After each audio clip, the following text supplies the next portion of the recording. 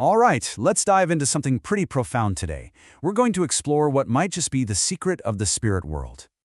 You know, it's a question that probably hits all of us at some point, right? Is this it? Is this one life, this single journey from start to finish, the whole story? Or could it be that we're part of something much, much bigger, a continuous cycle?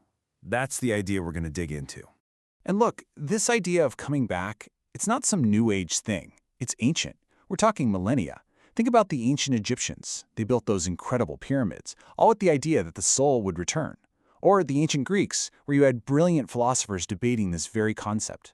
And fast forward to today, you've even got some therapists using past life therapy to help people. So this isn't some fringe belief. It's woven deep into the fabric of the human story. So, let's get to the heart of it. What's the core idea behind this cycle of souls? Well, it's all built on a really fascinating premise, the idea that we're here to improve, not just in one life, but across many. So according to this way of thinking, the life you're living right now, it's not an accident. The idea is that before you were even born, your soul actually planned its life. It shows the specific challenges and big themes it would face. It's kind of like signing up for classes before a new school year starts. Every single struggle, every tough relationship, it's a lesson you picked out for yourself, all for the sake of your own growth. And the engine driving this whole cosmic curriculum, it's a word we all know, karma. But here's the thing. Most of us have got it completely backward. We think it's about punishment, but it's not. It's all about learning. This is so crucial to get. Karma isn't a penalty.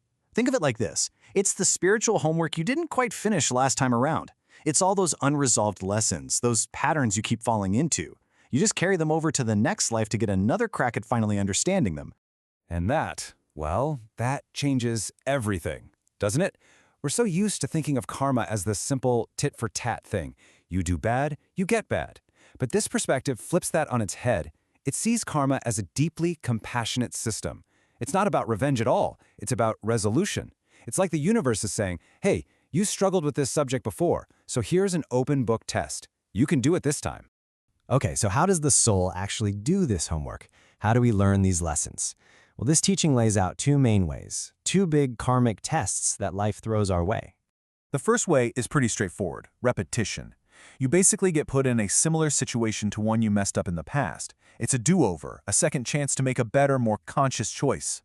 Then there's the second path, role reversal. And this is where the really deep learning happens, because you get to experience life from the other side of the coin, from the perspective of someone you might have hurt. Here's a powerful example of that second path in action. Imagine someone who, in a past life, was a cruel oppressor, maybe a slave owner or part of some brutal regime. They might actually choose to be reborn into the very group they once tormented. And again, the point isn't punishment, not at all. The purpose is to gain this profound, soul-deep understanding, the kind you can only get by literally walking a mile in someone else's shoes. But here's a really interesting twist. It's not just about what you do. In fact, according to this teaching, your actions are actually secondary. What really truly matters, what decides your destination in the spirit world, is the state of your heart. It's the internal world you've been building your entire life. I mean, this is the bottom line right here. In the spirit world, nobody cares about your job title, your bank account means nothing. All those external things we chase after, they're just left behind. The only thing you carry with you is the purity of your heart. And get this for a story. There was a prime minister, right? A powerful guy who did a lot of good for his country after a war. You'd think he'd be in a good place, right? Nope. He ended up in a hell realm. And the reason? His heart was just constantly filled with anger. Always agitated, always lashing out. In the end, all his amazing external achievements couldn't save him from the turmoil he carried inside. So if the state of our heart is the whole game, then what are the things that mess it up? What are the biggest obstacles? Well, these teachings point to 5 core negative mindsets. They call them the inner poisons. And these 5 poisons, they're seen as the root cause of basically all our suffering. If we let them run wild, they're the things that steer our souls away from peace and right into a whole lot of turmoil. So let's break them down. Okay, so number 1 is greed. That feeling of just never having enough. Doesn't matter if it's money or status or that one more thing you have to buy online. Number 2, anger. You know this one. It can be that quiet, simmering resentment or just full-blown rage, that fire that just burns you up inside. Third is ignorance. And this isn't about book smarts. It's about being blind to the way things really are. Then you've got arrogance, the classic ego trap that whispers in your ear that you're better than everyone else. And finally, number 5 is doubt. Not healthy skepticism, but that corrosive kind of doubt that just dismisses any possibility of spiritual truth. All right, I know that sounds like a lot, maybe even a little heavy. But here's the good news. The most powerful part of this whole idea isn't about looking back at your mistakes. It's about what you can do right now. It's about taking back your power. And this is maybe the most important thing to hear. You cannot change the past. You can't go back and fix old mistakes. That part of the story is written. But your future? That's a different story. It is absolutely not set in stone. Your future is being written by you, with every choice you make, starting right now. And the really cool thing is, for every single one of those poisons, there's a direct antidote. If you're struggling with greed, the answer is contentment. For anger, you cultivate peace. The antidote to ignorance is wisdom. For arrogance, it's humility. And to counter that corrosive doubt, you nurture faith. It's a really clear, practical roadmap.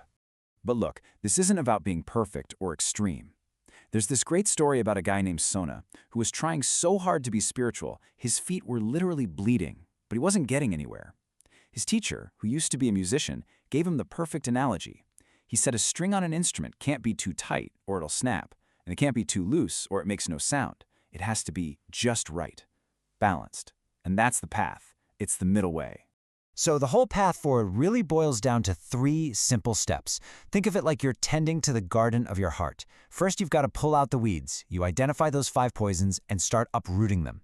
Step 2, stop planting new weeds. You become more mindful of your thoughts and actions. And finally, step 3, you start planting good seeds, the antidotes, and you water them, you nurture them, and you watch them grow. And when you see it like this, the whole idea of reincarnation completely changes. It stops being this scary, endless cycle of suffering and becomes, well, a system of incredible love and compassion. It's a gift of infinite second chances.